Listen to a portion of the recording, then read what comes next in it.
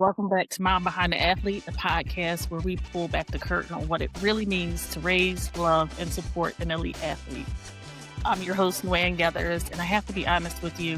When I sat down today to prepare for today's episode, I was nervous and I got emotional because this one is personal, not just for my guests, but for every single mom who has ever watched her child run onto that field and thought, I just want them to be okay.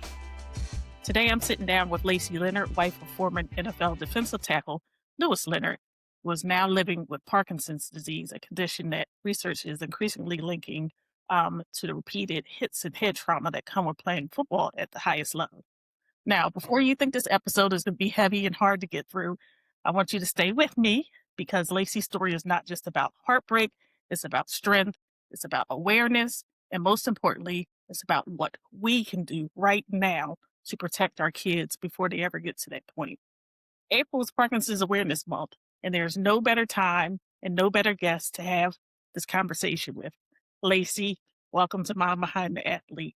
I'm so glad to have you here. Thank you so very much, Luann. I really appreciate you taking time to invite me to be on your show. I truly commend you for just the platform that you've created for us to have this discussion, which I think is extremely important. And then just to honor you as a mother, for thinking outside of yourself, of how many other moms are having these same questions and fears and not even really the fears, but just some of those same concerns that you have. Right. So I'm glad and thankful to be here this morning. Absolutely. But so Right. I want to get into you and Louis for a second. Tell us who Louis is beyond the football field. Her husband, as I mentioned in the opening, is Louis Leonard. And tell us who he is beyond the football field, like the man behind the helmet. The man, whew, that's heavy because gosh, I admire my husband so much. Louis is a husband first. He's a amazing, God-fearing provider, father. I would be remiss if I didn't let you guys know he is a member of the world's greatest fraternity, Omega Psi Phi Fraternity Incorporated. Okay. He's just a man of integrity. He cares so deeply about other people. And he's had a hard story. His story hasn't been easy. You know, my husband, he grew up in the system, so he was in foster care. He literally aged out of the system. So meaning by the time he graduated out of high school, he was, he graduated out of high school coming from a group home. And he's from inner city LA, grew up in, Watts, Compton down in Southern California. So his childhood was a lot different than I would say mine. I'm from Fresno. Okay. And so for him, he grew up, I would say maybe on more survival, and football was an opportunity for him to get out of that system. Right. And I think that that's kind of what essentially it changed the trajectory of his life. It gave him an opportunity out of an environment that, he wanted to see something different. And by the grace of God, the owner of the group home, he thought that it would be good for Louis to be able to go away but not go too far, because when Louis graduated out of high school, he's one of the top recruits in the country in his class. And he was a defensive tackle. And so the owner of the group home, he said, Fresno State is out of LA. He knew, Louis, of course, was recruited by SC because he's, it's right in his backyard. But he knew that there would be too many distractions for him to be so close to LA and home. And, Louis had experienced gangs and all that stuff. So Fresno State was far enough, but not too far to where the owner couldn't get to him if he needed support. And so Louis went to Fresno State. So I would say the man that he is just very well-rounded. Because, you grow up, in the inner city, you grow up, without your parents, and you grow up just kind of surviving foster homes and different things like that. You have to grow up fast. Okay. And I think when you are a kid who knows what it's like to not have, you grow up with a heart for just helping other people. My husband is the man that, any kid that he come around, he gonna encourage, he gonna speak life, he gonna, tell you what you need to hear, he gonna help you, he gonna buy you something. Like he's that guy. He's so jovial. So many people love being around him. He's a big guy by stature, he's 6'5", but he is a big teddy bear. He really has a heart for other people, and sometimes to a default. Right. But he's Okay. he's a good man. So Lewis played in the NFL for around 4 years. Is that where it's at? Yes.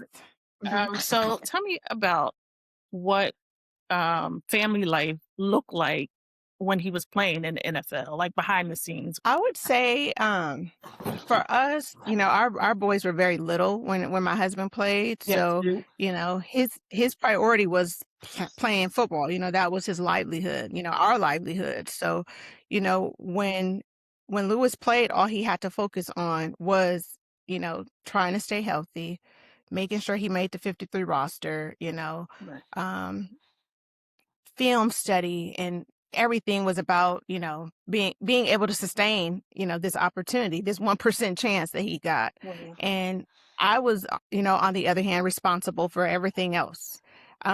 Which what I will say is we're college sweethearts. So we've been together since our freshman year of college. And I've always been the one to kind of do everything on the back end anyway. So having kids didn't really change that per se.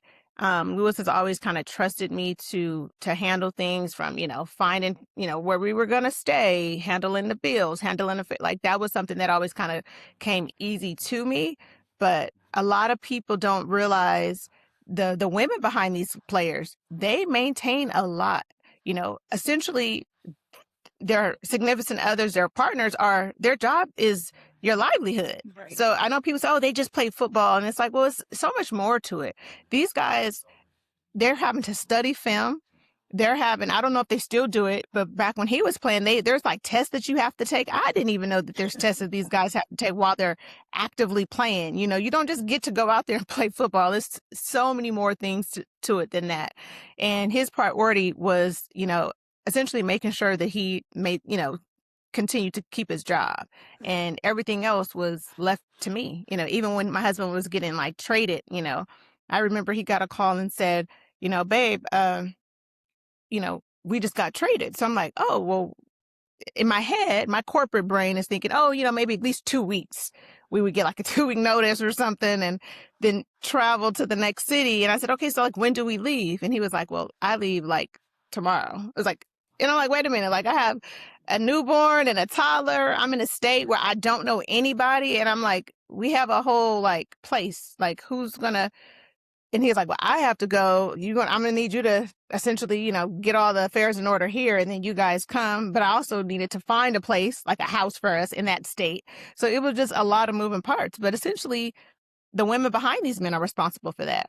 Yes, yes. If you're lucky to have somebody, Absolutely. You have you're to choose responsible for that. wisely when you're choosing You to have play to in the NFL. absolutely choose wisely. So, Absolutely choose wisely. and with that, it's a little bit of background about your family. Like, things started to shift for you and your family at some point. Mhm. When did you first start noticing changes in Lewis, and what was that journey like for your family?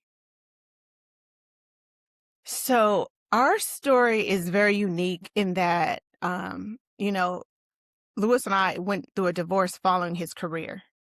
And so we were divorced we were divorced about 7 years, but it wasn't until we got back together that I started seeing like, dang, there's some things that, gosh, I just didn't know that he was really struggling with, because when we were divorced, we were living out separately, obviously, but we were living in different cities.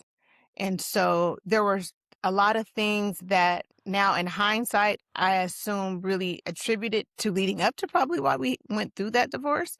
But I think it really wasn't until we got back together that I got to see kind of firsthand when we were like living back in the same home. And, for example, there was a time where I was at work and I had worked for UCSF, which is a top medical school in California. And I was at work and he had called me. The kids were at school and he was hysterical. And I was like, Lewis, like, what's wrong? And he said, baby, you have to come home. And I'm like, I'm at work. Like, what's really going on?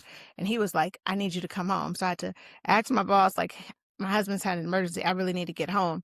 And I get to our home and our entire house was flooded. Oh, And I was so confused because I couldn't understand like how did this happen? And I mean flooded, like from the kitchen, from the family room, from the living room. Like it was, it looked like somebody just took like a water hose and just for hours. And I was like, how did this happen? I would have thought like a pipe busted up under the floor or something. He had went into the kitchen and his intention was to wash dishes. And he had put the plug in and then he walked away and completely forgot for hours. Like went to sleep, like completely forgot. okay. And by the time it was really bad. And how It old was was he at that point? he was about like 30, 35, maybe, I Okay. think, around there. Yeah, he was in his 30s. And it scared me because this is not him. Right. Lewis is, although he, like I said, he had a troubled background as a young kid, he's extremely smart.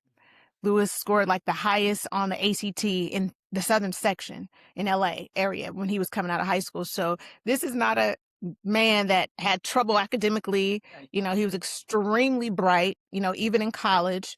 Um, he's a crim major, graduated from Fresno State. So this is not somebody that academically struggled. No, Lewis is extremely bright. And so when that happened, I'm like, something is not right. Mm-hmm.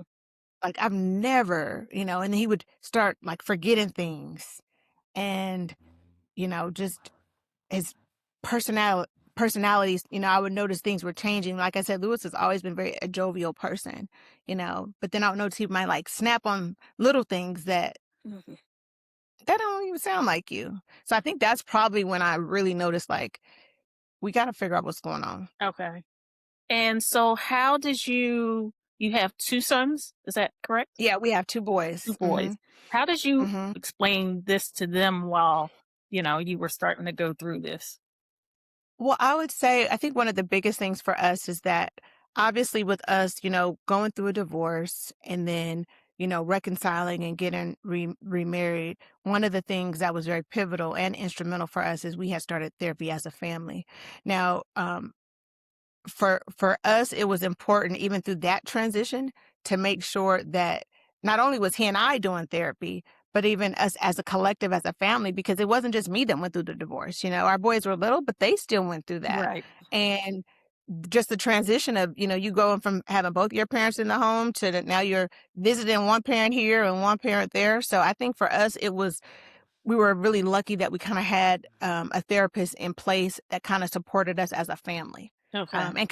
and still continues to support us as a family. So I think that was really helpful with just explaining, like, yes, this is dad, but there's some things that we see and know from you know his medical history that is affecting some of the things that's going on with dad. Okay. And I do think that there's so many other young people who their parents are former players that really need this space, because there's some things that a lot of these young people are dealing with or even seeing, witnessing, that their friends can't relate because their friends are not having a parent that's dealing with traumatic brain injury Mm. or, suspected symptoms of CTE or, neurological impairment. My kids, they grew up, we're athlete family.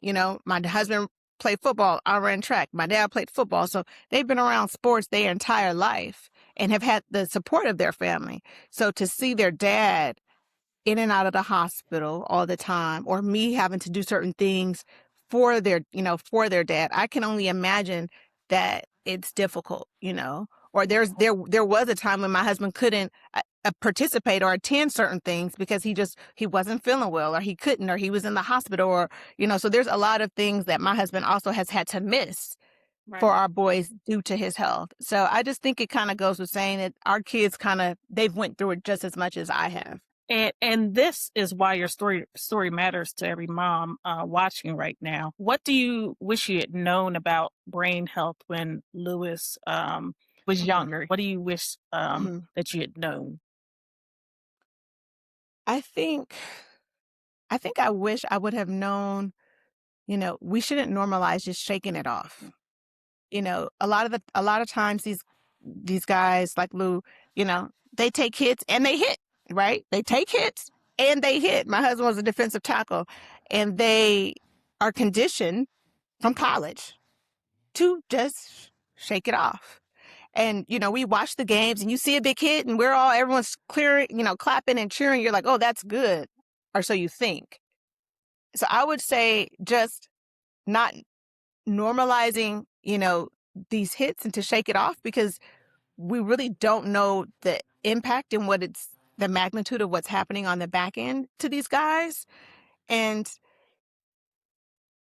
I also just wish that I realized how much it would not just affect him, but also our family, truly. Because he was the one physically taking the hits, but I wholeheartedly believe it affected our entire family. So I think those are some things that I wish I would have known back then, because to me, for me, it wasn't worth it. I love him that much. Like, there's not a dollar amount for me that I would have said, okay, well, you take this sacrifice for us and we can have this lifestyle. I would rather work 2-3 jobs if that's what it took. We both have college degrees. Like, I love him that much. We didn't have to have that for me. I know that he did what he did because it gave him an opportunity. He would have never got out of Compton, if he would have not been able to go to college. He could have been dead or in jail. Statistics show that my husband would have been the cookie cutter person to be in prison or in jail based off of the facts for him. Right. And he changed that vicious cycle, so yes, I am more biased because I'm a wife and I'm, now caring for him, and I see what he physically and mentally struggles with day in and day out. But I just wish I would have known how much it would have affected not just him, but all of us, my children. I'm raising Black sons, as you are. Yeah. So the most important thing for me as a mother is like, I want them to have a father. So many of our Black boys don't have their dad. Absolutely. And yes, I can mom. And I do momming very well, but I'm not their dad. You're not the dad. I don't have his voice. I don't have his, how he puts his arms around them and hold them. I don't have the things that he brings to our sons that are making them the men that they are today. So those are just some of the things that, and a lot of times people think it's just the big hits. It's not the big hits. It's the repeated hits over time. So I wish I would have known, like, oh, it's not just, oh, he got one big hit. It's the repeated. These happen from high school to college to the NFL. So when people say, oh, well, he only played, dial it back. Because it's not just, the one time you hit, so-and-so. You got to take it back to when did they start playing? How many times are they taking these hits? And for me, I'm just like, I just wish I would have known that, in hindsight. It's a very important point, because my youngest son, my youngest son started playing when he was 3. This is flag football, whatever, but we snuck him in there. He was a big kid and he could move like nobody's business. But, the oldest one probably started at 5 or 6, and they've been playing, and they've been hard-hitting athletes since then. As soon as they got the okay that they could hit somebody, because my youngest son knows. I used to be like, why are you hurting that boy? It's like, Mom, it's football. The conversation needs to start earlier. What's the one conversation you believe every sports parent needs to have with their child's coach, be it in high school, pee-wee, college? You don't really want to be, their mom sitting around telling them, but, I would say, especially, if your kids are younger, one of the things that I personally would want to know as a mom, and I had a son, my oldest son played football, even though I wasn't a big fan of that, but he did play football. And I would say the biggest thing would be to ask, like, what's your concussion protocol? It's one thing to, have a policy in place, but if no one's enforcing it, it don't matter. Right.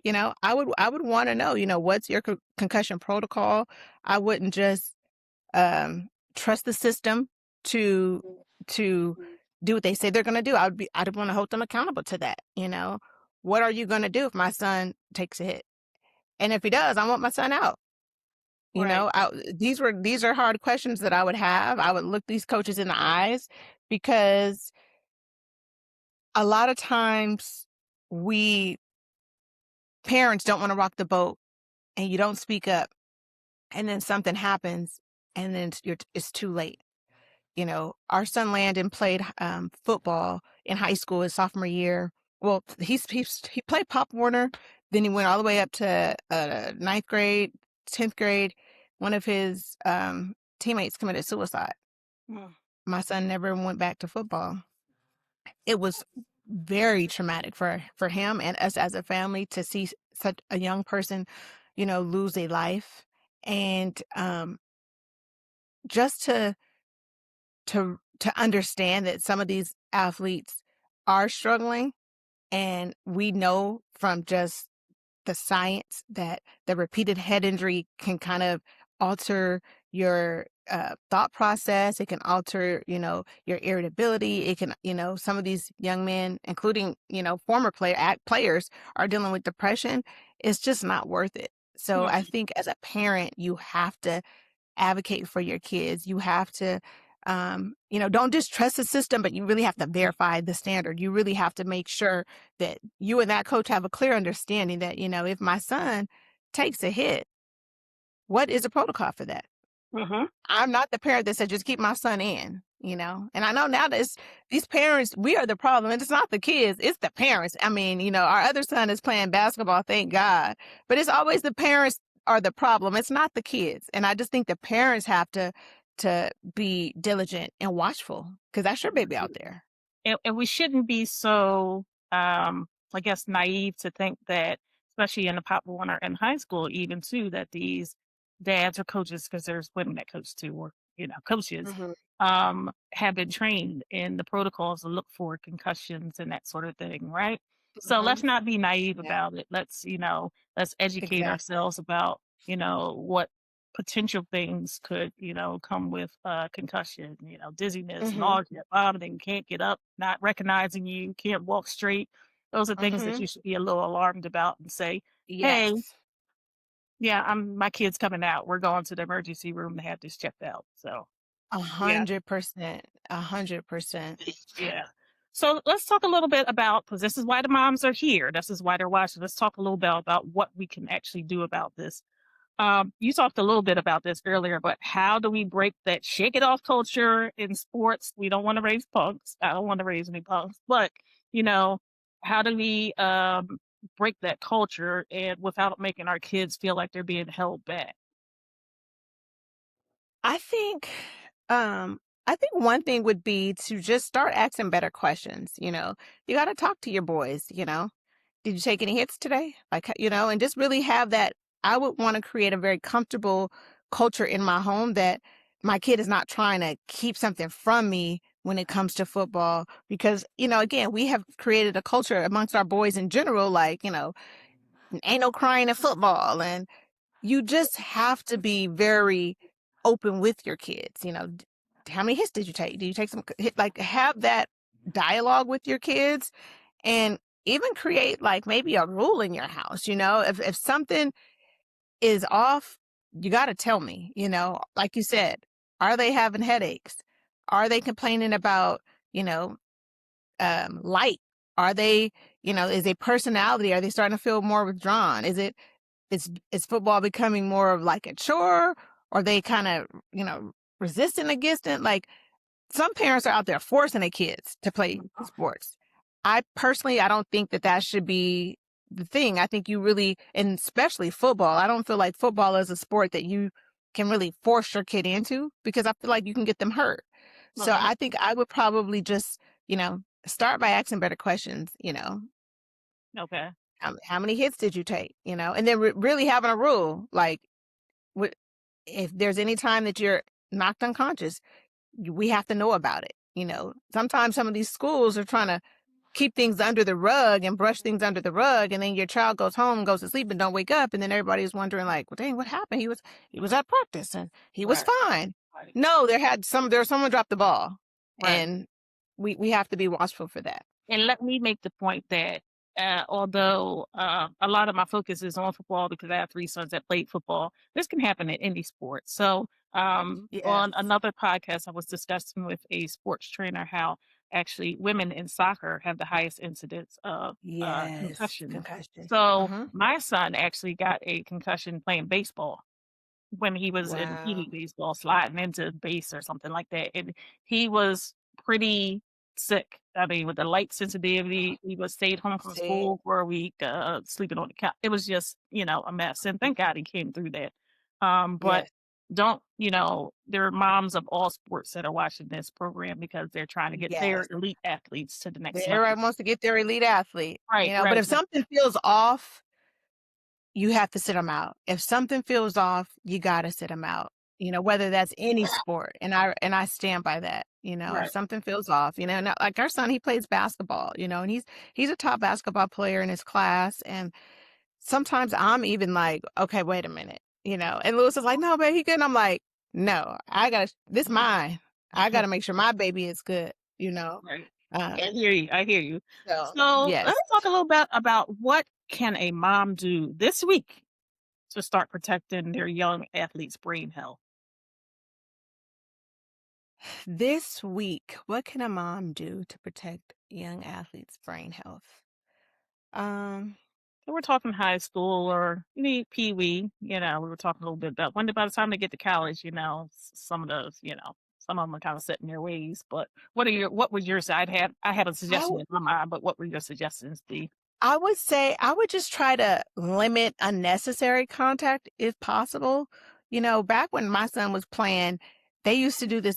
I don't know if it was a game or whatnot, but in practice, they would do like heads up where they would put one kid on one side, one kid on the other side, and they would have to go and like ram each other to see Mhm. who's the strongest. Unnecessary hits, if they don't have to do that, me personally, I would try to limit that, you Right. know. Um, What's your feeling on and I don't know if you and Lewis ever had this discussion on the I forget what they're called. My son hates them, but the helmet, the protective things that they put on their helmets. A lot of times we'll wear them during camp, of course. Mhm. My son absolutely hates those things, but Nobody I wants don't to know if wear it's them. fashion statement or what, but It's because people, yeah, I am biased. I am coming from a wife whose husband has Parkinson's. My husband wasn't 40 years old and he has Parkinson's. I'm coming from somebody that's not just scared for young people, but I'm living through something I would never have anticipated. So, in regards to those helmets, the new helmet protectives, y- I personally think if you're going to allow your kid to be out there to play, then you should encourage them to do that. You should, I definitely think if your son's playing football, you should be buying them brand new helmets every year. I wouldn't rely that on the schools, yeah, because, you know, yeah, but I think you should, as a parent, try to prevent as much contact to their brain as you can. They're playing football. We all know that football is physical. We all know that there's going to be injuries. People get hurt. That's what happens. But your brain is not something that you can easily just reverse back. right. So I wouldn't care if my kid is saying, "Oh, this doesn't look cool." Hmm. What doesn't look cool is when you're 40 years old and you can't do the things that you thought you could do, Hmm. daily things Hmm. that Yeah, you have to ask someone else to do for you. Those things it's just not worth that to me. yeah. Even to your sons, if they're playing, they have to understand how important it is. Your brain, once you start, and let's be clear, this didn't happen overnight. It Hmm. wasn't as soon as my husband was done playing, he started having all these things going on. There's Parkinson's accumulation of things. Yeah. particularly is progressive. Hmm. So there's no way that we would have ever known. There's Hmm. no way we would have ever known. Okay, sons, Avery and Aaron, you're listening. That's from another mom, and you hear what because this discussion, when I was saying in the beginning of this, is it's a scary discussion to have, right? The kids want to play, the moms and dads want their kids to play, but everybody kind of ignores the fact of how dangerous the game really is. Like I God forbid, I had a kid that played rugby. I don't know how parents that have kids that play rugby Yeah. even stand it because that is pure insanity to me. But Yeah, we got to kind of force the point with our young people that concussions and just the hits and the head trauma, it accumulates, and Mhm. Parkinson's can be one of the Mhm. results of it. Since there are more studies on it these days, and Mhm. and then the traumatic brain injury also. So Yes. One other thing that I would probably add to that, Luann, is that if your child is gonna be playing sports, like particularly football, I do think there's things that parents can do as far as like, taking care of their body through that. Are you getting like cryotherapy for their body? mhm, Are you doing like hyperbaric therapy where, they're getting all that oxygen to the brain, oxygen to mhm, their full body? Like if you're gonna allow your child to do that, then you need to also invest and mhm, different modalities to really help support them, their whole mhm, body, their full body. Do you have a therapist on site for your family? Do you have somebody that your child can speak to? If you're going to invest in nice cleats and, all these designer this and that, make sure that you have invested in a therapist, a licensed clinical therapist for your son or your daughter so that they have that support. So it kind of goes hand in hand. I can't absolutely. like my me sharing my story is not to discourage parents or moms or not to uh you know make people feel like this will happen to your child because it may not. Everybody's story is completely different. My dad played professional football. He doesn't have the type of impairment that my husband has. My dad also was not a defensive tackle, so you know things are different, but you have to be very intentional about your child's health care if you're going to allow them to play something like football and what Absolutely. modalities you're going to use. Absolutely. So now let's come back to you and Lewis for a moment. You touched on this a little bit in the beginning, but how do you now hold space for both gratitude for Lewis's career and also grief for what the sport has taken from him and also your family? Hmm. Ooh, um, I think I hold gratitude the way that that I show my gratitude, I would say, is the work and advocacy that I do in our NFL community.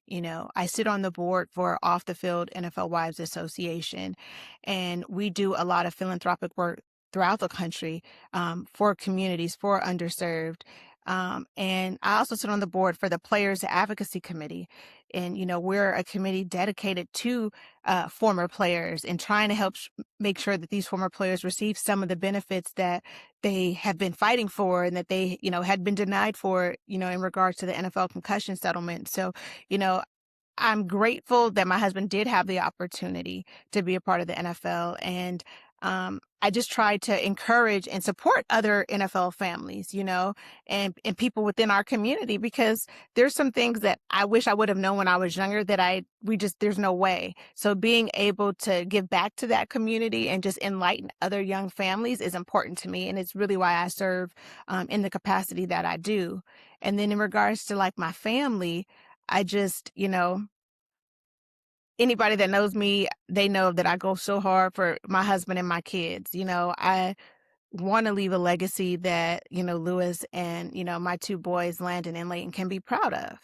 And I do that by showing up for them in any way that I can, and I'm grateful that God restored our family. What the enemy, meant for evil, God turned around for our good, even in the midst of what we're going through with my husband's health. We're a family of believers. And so, we're believing for restoration and healing in his health. And so I'm Mhm. just trying to Awesome. be that vessel for my family is really what it's about for me. Awesome. Absolutely.